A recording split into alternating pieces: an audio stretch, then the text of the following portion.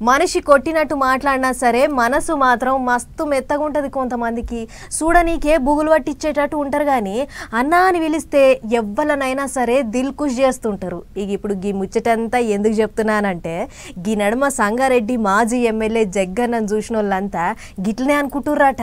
మరి ఇక జగ్గన్న చేస్తున్న పనులు అట్లున్నాయి.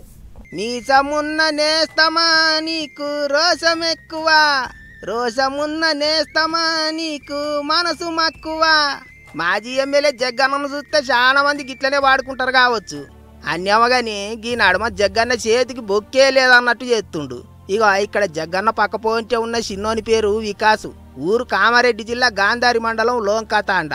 3 ఏండ్లున్నప్పుడే ఎట్టనో మరిగా పానం ఖరాబై చూపు పోయిందట.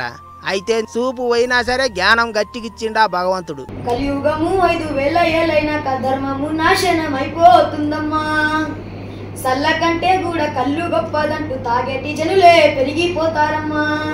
అగ చూసిండ్రా, గీ కలియుగాన మనుషులు ఎట్టెట్లా మారిపోతుండ్రో చెప్పిండు. ఇదొక్కటే కాదు, కొమిరెల్లి మల్లన్న కథ, బీరప్ప కథ, సీతారాముల కథ, గిట్ల పురాణాలన్నీ నోటికొచ్చాట చిన్నోనికి. ఏదైనా సరే గిట్ల ఇనంగానే పట్టుకుంటాడా అన్నట్టు. ఇక అది అట్లుంటే గీ వికాసోళ్ళ బాబుకు 2 కిడ్నీలు ఖరాబై 2 ఏండ్ల సంధి మస్తు గోసపడుతున్నాడట. దవాఖాన్ల చుట్టూ తిరిగి 6 లక్షలకు ఎక్కువనే అప్పయిందట. గిట్లనే తెలిసినోళ్ళు ఎవరిలో ఉండి జగ్గారెడ్డి సారును సాయం అడుగుండ్లి చేస్తాడు అని చెప్తే సంగారెడ్డికి వచ్చి కలిసిండ్రా అన్నట్టు. అసలే భజన పాటలు తత్వాలంటే జగ్గన్నకు మస్తు పాయిరం. అందుకే గా 5వ తరగతి పిల్లగాడు గంత పెద్ద పెద్ద పాటలు పురాణాల కథలు చెప్తుంటే చూసి మురిసిపోయిండు.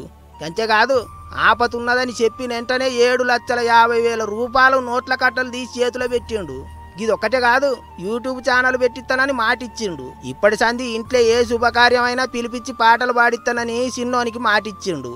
ఆఖరికి తానే ఓ కారగట్టి మరీ ఇంటికి తోలిచ్చిండాట. ఏమైనా జగ్గన్న అంటే జగ్గన్ననే పోయినరే అనుకుంటారు ఈ ముచ్చట చూసిన పబ్లిక్.